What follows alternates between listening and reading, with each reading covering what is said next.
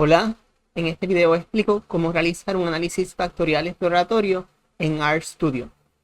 En este video explico cómo realizar un análisis factorial exploratorio en RStudio. Antes de comenzar formalmente, quería mencionarles que tanto la presentación PowerPoint como el documento de R, como la base de datos que vamos a estar utilizando para este video se encuentran en la descripción. Pueden descargarlo en caso de que quieran practicar por ustedes mismos. El primer paso que vamos a hacer es que es necesario instalar estos paquetes: Tidyverse para manejo de datos, SIG para realizar análisis factorial exploratorio, SNA para remover el triángulo superior de la matriz de correlación. Vamos a ver luego qué es esto. QGraph, evaluar si es apropiado utilizar análisis factorial exploratorio, y EGANet para crear un network graph, que van a ver luego qué es esto. Así que una vez lo instalen, ya los tengo instalado, los deben cargar.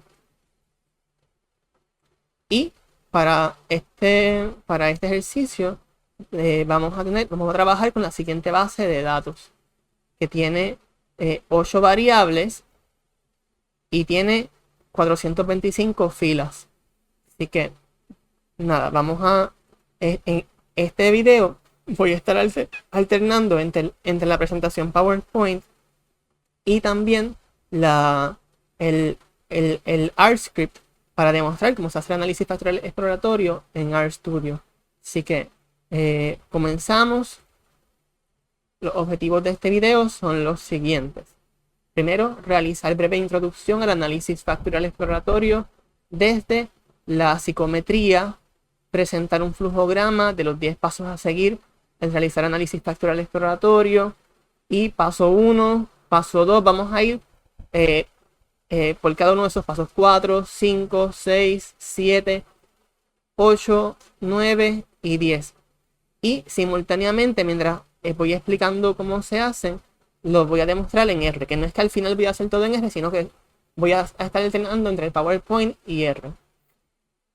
Antes de comenzar con la parte práctica del video, es necesario tener una breve introducción teórica de qué es el análisis factorial exploratorio, en dónde es que se usa este método estadístico.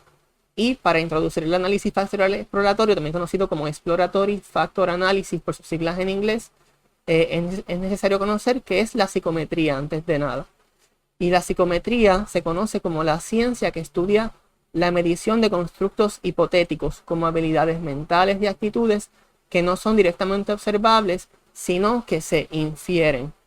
¿A qué me refiero con esto? Se miden constructos hipotéticos como habilidades mentales y actitudes que no son directamente observables, sino que se infieren.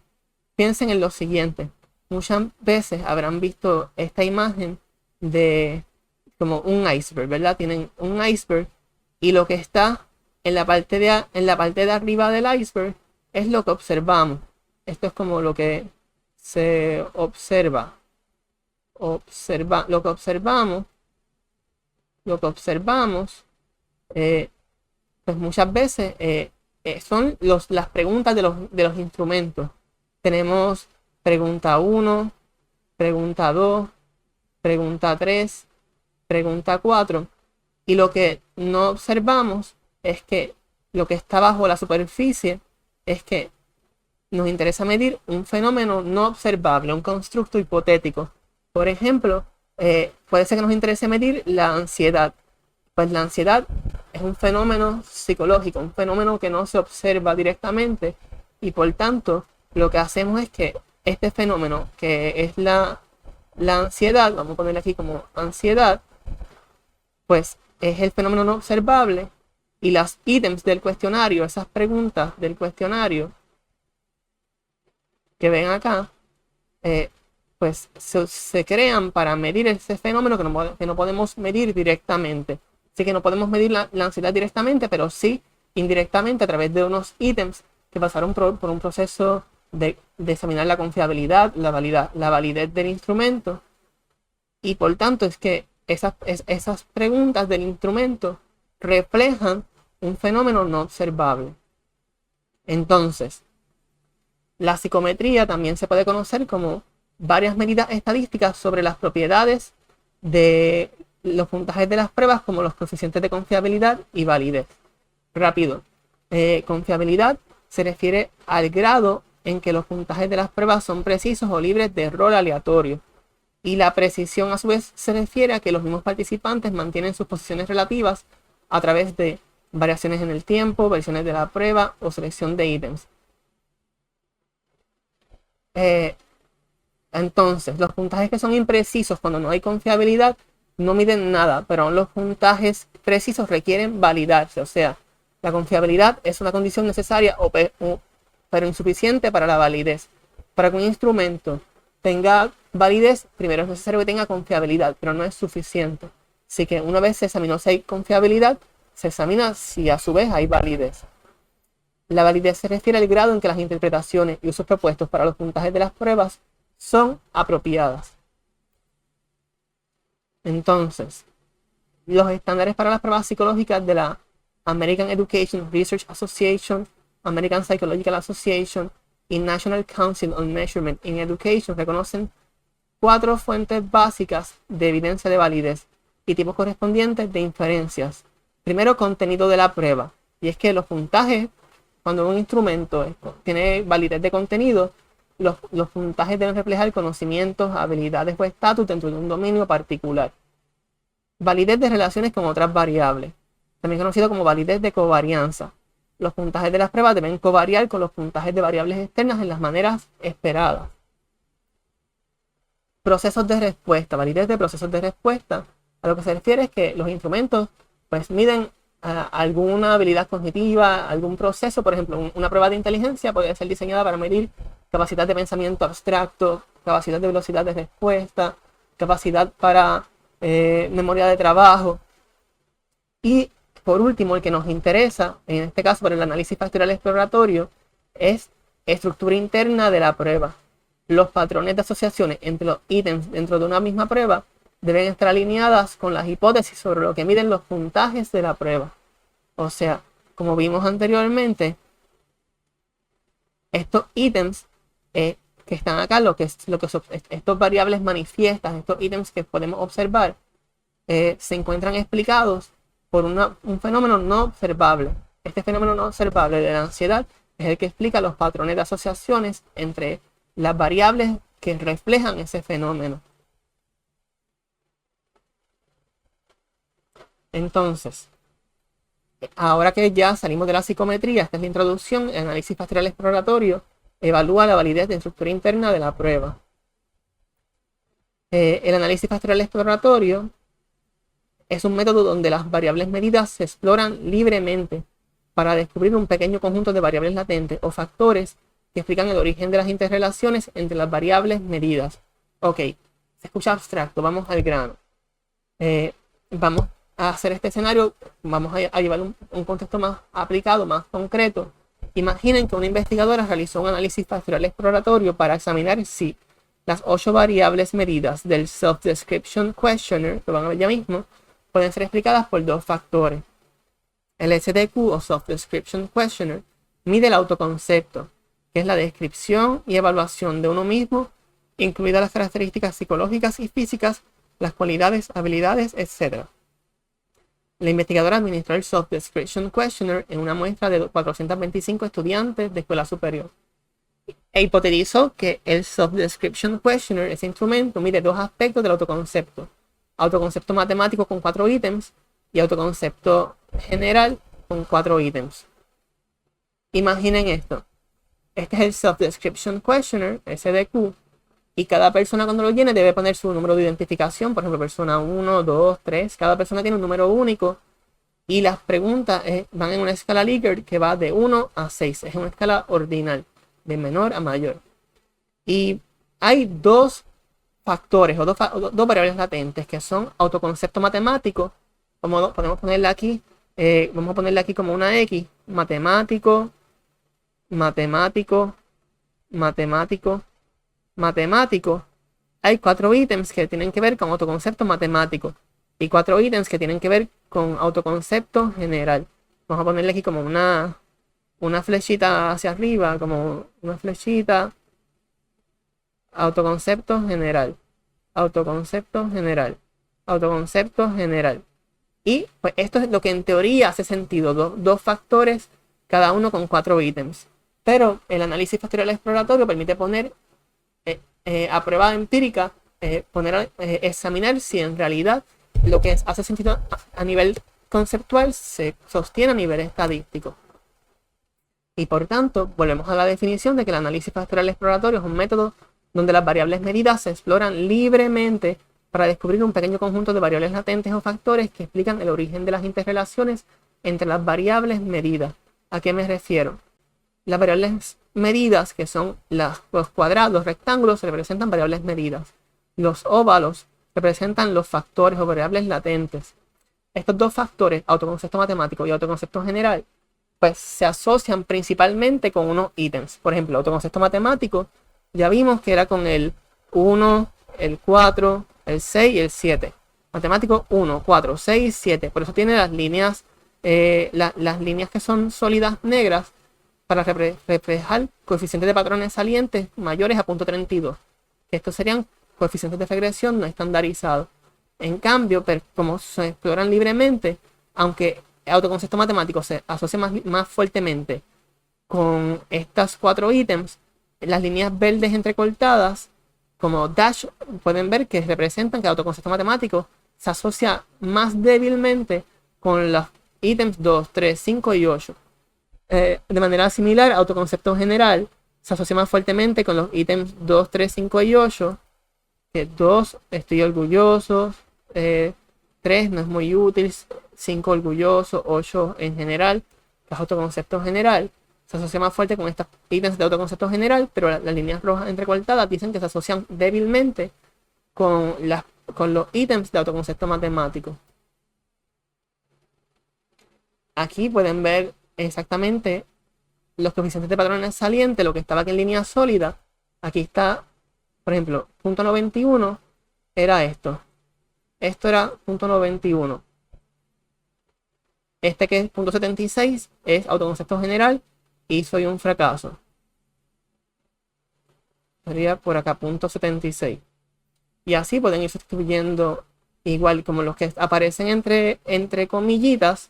Pues es que son más débiles. Autoconcepto matemático con el ítem 2 era negativo 0.07, bien bajito. Ahora, al realizar un análisis factorial exploratorio, se recomienda un acercamiento de mejores prácticas de 10 pasos. Y vamos a ir uno por uno. Vamos a cubrirlos. Paso 1, número de variables por factor. Se recomienda tener como mínimo de 3 a 6 variables medidas por cada factor. Y vemos aquí que autoconcepto matemático se asocia más fuertemente con 4 variables y autoconcepto general se asocia más fuertemente con estas otras 4 variables. Así que se cumple. ¿Qué participantes incluir? Pues hay que tener una representación adecuada de la población y cantidad de participantes. Vamos a ver. Representación adecuada es un asunto bastante directo. Es que es una cuestión de lógica y sentido común. ¿A qué población se desea generalizar los resultados? Pues selecciona una muestra de esta población. Luego, número de participantes. La mayoría de los análisis factoriales exploratorios, los artículos en la literatura, utilizan muestras mayores a 300 participantes. Que si bien existen nuevas reglas donde puedes tener mucho menos participantes, basándote en otros criterios como qué cantidad de factores tiene, cuál es la comunalidad o varianza que explican los factores con respecto a los ítems. Por lo general en la práctica se sigue sosteniendo que análisis factorial exploratorio requiere más de 300 participantes para que se publique el artículo. Luego, ahora vamos a comenzar a examinar paso 3, hay que examinar linealidad, normalidad univariada y normalidad multivariada. Esto ya entramos al terreno de R. ¿Qué variables incluir? Pues asunto más teórico, participantes incluir también es más teórico. Pero en data screening vamos a examinar ahora, primero con el paquete SIG, permite examinar los supuestos. Así que con el paquete SIG, dos puntitos, función Peirce Panel, pones la base de datos, pones que es con correlación de Pearson, quieres una distribución, si la distribución es normal, si corre este código y pueden observar para cada una de las 8 variables del Self-Description Questionnaire cuáles son las correlaciones, si las relaciones son lineales. Por lo general, en mi ojo, examinando análisis de datos, considero que, vamos a acercarlo un poquito, con respecto a linealidad, vemos aquí ítem 1 y ítem 2. Bastante, sí, se cumple con linealidad. Prácticamente, yo diría que se cumple con el expuesto de linealidad.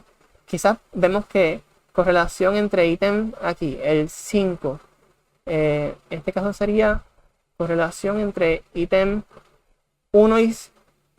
no, sería en este caso 1 y 8, o sería en este caso, disculpen, 5 y 8. Acá observamos que parecería no cumplir con linealidad, pero en su mayoría sí se cumple. Así que se cumple linealidad, normalidad univariada. Se espera que el sesgo no exceda 2 y la kurtosis no exceda 7. Con el paquete SIG, función describe, examinamos esto y vemos que el sesgo pasó de 2 acá en valor absoluto en el ítem 8. Y si lo vemos acá, ítem 8, este sesgo es un sesgo negativo. Igual, sesgo negativo tiene muchos puntajes altos. Sesgo negativo, muchos puntajes altos. Y acá, kurtosis, ninguna cede a 7, pero en normalidad multivariada, paquete SIG, función Marvia, podemos observar que se esperaría que fuera menor a 5 y la kurtosis multivariada debe ser menor a 5. Y acá fue 111.15, dramáticamente elevado.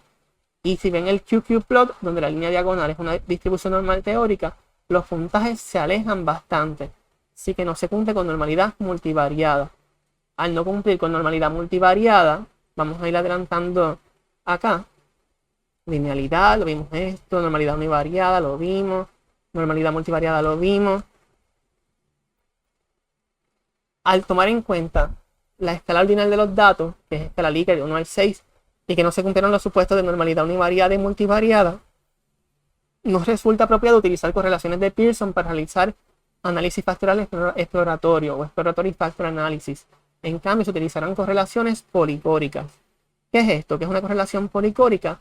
Es una medida del grado de asociación entre dos variables que se puntúan como categorías ordenadas, por ejemplo, escala Likert, pero que se asume que son manifestaciones de variables continuas subyacentes. O sea, vamos a hacer un ejemplo. Ítem 1 y el ítem 2. Hicimos la correlación entre estas dos variables. Así que, medida del grado de asociación entre dos variables que se puntúan como categorías ordenadas, ¿sí? Pero que se asume que son manifestaciones de variables continuas subyacentes. Por asuntos de limitaciones de nuestros instrumentos, no podemos medir el constructo latente de autoconcepto de manera directa, pero sí a través de unos ítems que reflejan ese constructo hipotético. Así que se asume que hay unas variables latentes, cada ítem representa, cada ítem es un reflejo de una variable latente que explica, el círculo es la variable latente, el constructo no observable, y el cuadrado es la variable medida, la variable manifiesta, la variable que refleja el constructo latente. Las correlaciones se realizan al nivel de las variables medidas, pero en realidad se asume que son manifestaciones de variables continuas subyacentes. Así que, en vez de examinar la correlación de Pearson, se utiliza una matriz de correlación policórica. Vamos a examinar esto. En vez de hacer correlación de Pearson, como no se cumple con normalidad multivariada y con univariada tampoco en el sesgo, pues creamos aquí un objeto que se llama output, paquete SIG, función policórica, nos da correlación policórica. Ponemos matriz de correlación, van a ver acá, matriz de correlación, y ven que tenemos todos estos datos acá abajo, pero queremos solamente la parte de abajo de la matriz de correlación, la parte inferior, el triángulo inferior. Así que con la función SNA, paquete SNA, función upper remove, tenemos solamente el lower triangle, triángulo inferior. Eso es lo que hicimos, estaba así completo y solamente nos interesa el de abajo. Ahora, el próximo paso consiste en examinar si es apropiado utilizar análisis factorial exploratorio, y para ello se examina si hay bastantes pares de relaciones entre variables que sean mayores a 0.30 en correlación policórica, y también se examina la prueba que hice Meyer-Olkin de adecuación de muestreo. Así que vamos a hacer esto en R. Con el paquete QGraph y función del mismo nombre, ponemos la matriz de correlación policórica y van a ver acá las líneas. Aparece, van a ver acá cada uno de los ítems del Self-Description Questionnaire y ven que mientras más sólida sea la línea verde es que más fuerte es la relación. Mientras más finita es que la relación es más débil. Por ejemplo, SDQ1 y SDQ2 es finito. ¿Por qué? Porque SDQ1 y SDQ2 la correlación apenas es 0.14. Así que, pero podemos ver que hay bastantes relaciones entre variables que son altas por las líneas sólidas verdes. Si fuera una relación negativa entre variables aparecería de color rojo. Entonces, el KMO, Kager-Meyer-Olkin, también lo vemos y dice todo está por encima de 0.78 a nivel individual cada ítem y en general 0.82. Y las recomendaciones es que si es 0.70 en adelante es preferible. En el análisis factorial exploratorio, el input del análisis es la matriz de correlación policórica en este ejemplo. Así que si es 0.70, quiere decir que nuestra matriz de correlación policórica es adecuada para realizar análisis factorial exploratorio. Entonces pasamos al próximo. El paso 5 es escoger modelo de análisis de factores. Y acá es ya por default, ya se elige el que tiene que ver con análisis factorial exploratorio, porque hay dos posibles modelos. Modelo de factor común, que es para análisis factorial exploratorio, y análisis de componentes principales, que es otro tipo de análisis distinto. Pueden observar que al realizar análisis factorial exploratorio se cree que las variables medidas se correlacionan entre sí por la influencia de variables latentes, subyacentes o factores. La dirección de la influencia en análisis factorial exploratorio se dirige desde el factor hacia las variables medidas. Así que estos análisis factorial exploratorios se cree que hay un factor y que hay medidas que reflejan este factor.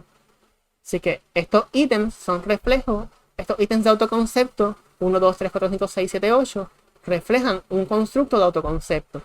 La otra opción, que es un tema para otro video, es análisis de componentes principales o Principal Component Analysis, donde se invierte la relación causal. Se cree que las variables compuestas o componentes son explicadas por las variables medidas y por tanto la dirección de influencia en Principal Component Analysis se dirige desde las variables medidas hacia las variables compuestas. Así que pueden verlo acá. En vez de ser indicadores reflectivos, aquí son indicadores formativos. Se cree que los ítems son los que forman el componente. Pero esto es un tema de otro video. Para nuestro caso, vamos a basarnos en este tipo, en análisis de factores.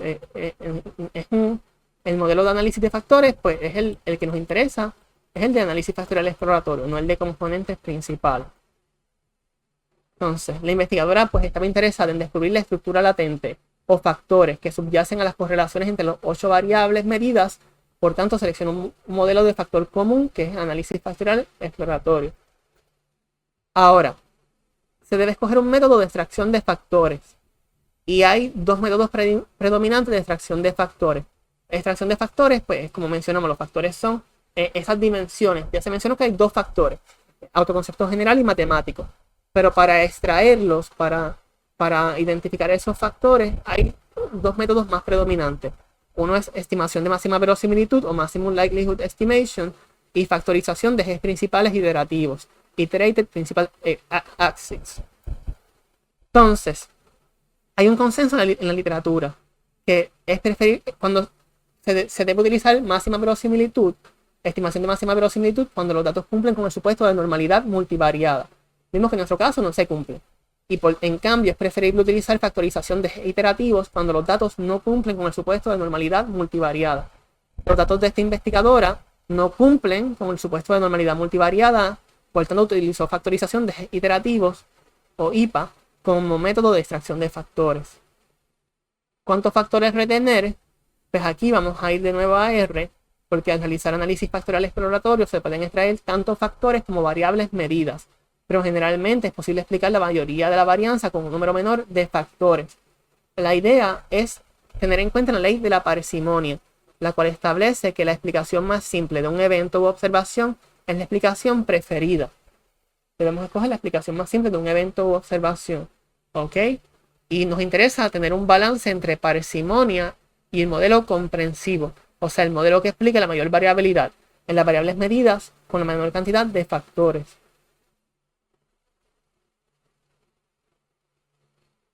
Entonces, la decisión final acerca de cuántos factores retener debe estar informada por una combinación de conocimiento teórico y criterios empíricos. Primero, conocimiento teórico. Según la literatura, las 8 variables medidas del Self-Description Questionnaire representan 2 dimensiones distintas del autoconcepto pues, matemático y autoconcepto general. 2 dimensiones. Eso es teórico. Ahora los criterios empíricos está Screeplot, Parallel Analysis, Network Graph, Very Simple Structure, hay varios.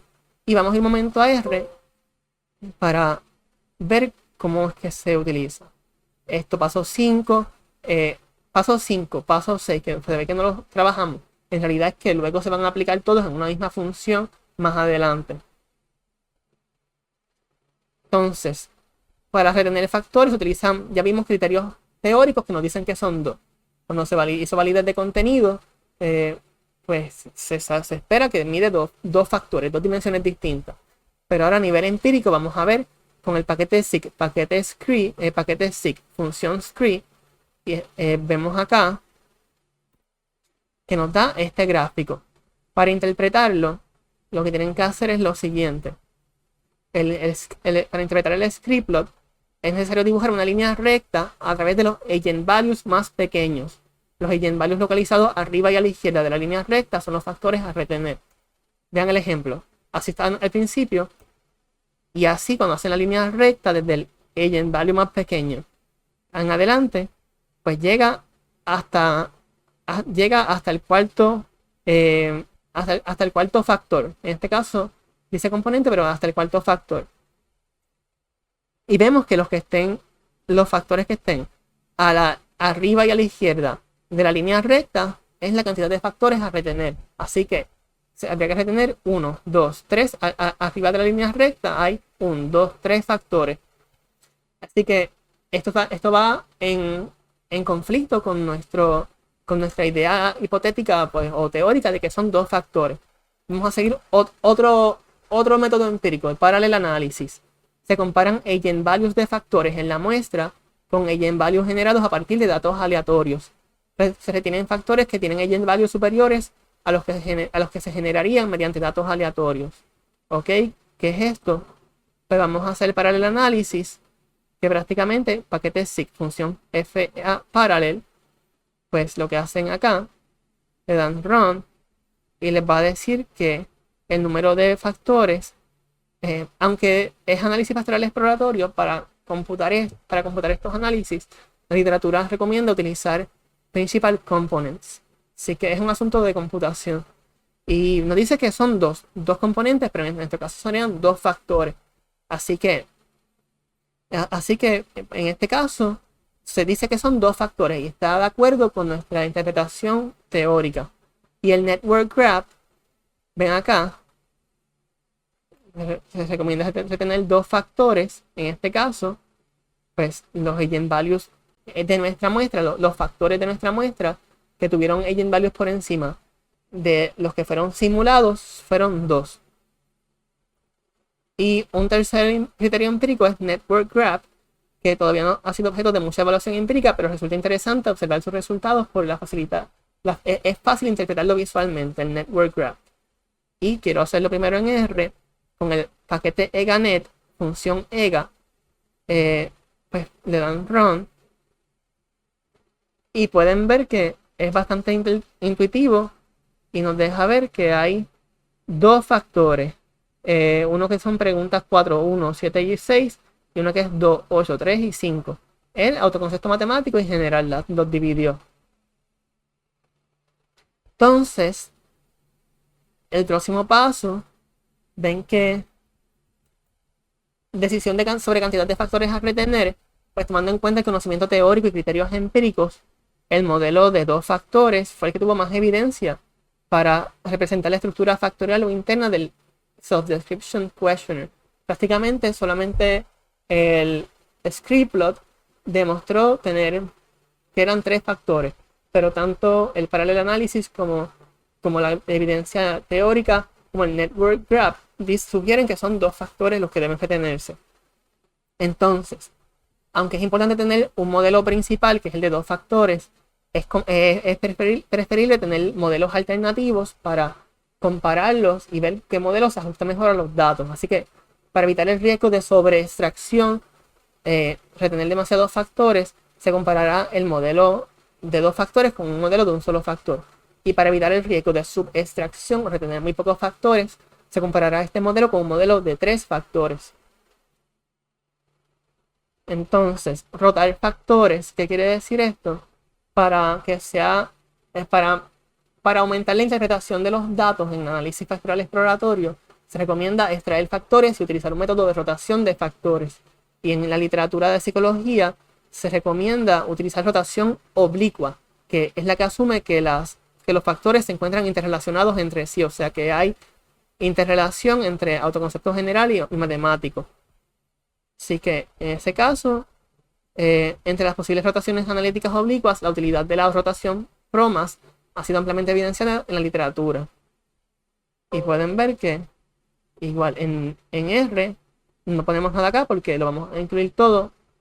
Ahora en el paso 9, al hacer los análisis factoriales exploratorios, que se pone método de extracción, método de rotación de factores.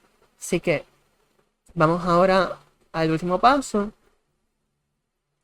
Interpretar los resultados del análisis factorial exploratorio y se valorarán 3 posibles modelos: un factor, 2 factores y 3 factores, teniendo en cuenta que el modelo principal es el de 2 factores y los otros, este es para evaluar que no se haya sobreextraído y este es para evaluar que no se haya subextraído. Tomando en cuenta que se utilizó rotación oblicua, se asume que los factores están interrelacionados, los coeficientes de patrones y las intercorrelaciones de los factores recibirán atención primaria durante el proceso de evaluación del modelo. Para garantizar la significancia práctica, que es 10% de la varianza, cada factor explica 10% de la varianza del ítem, por lo menos, y estadística, de los coeficientes de patrones se considerarán como salientes los coeficientes de patrones mayor o igual a 0.32. Así que, evaluación del modelo de un solo factor. Antes de realizar la evaluación es necesario conocer qué es la comunalidad, que se refiere a la proporción de variabilidad que explican los factores con respecto a las variables observadas. Vemos que en el factor 1 hay muchas comunalidades bajas, que quiere decir que el factor explica menos del 50% de la variabilidad en el ítem. Más del 50% de la variabilidad se debe al error. Esto es un síntoma de subextracción o extraer muy pocos factores. Estos son los resultados. Vamos a hacerlo un momentito en R. Un solo factor, paquete SIG, función factor análisis, FA. El input es la matriz de correlación policórica, cantidad de factores es 1, rotación con el PROMAS no hace ningún efecto porque solamente hay un factor, residuales sí, square multiple correlation, la correlación múltiple al cuadrado para calcular las comunalidades,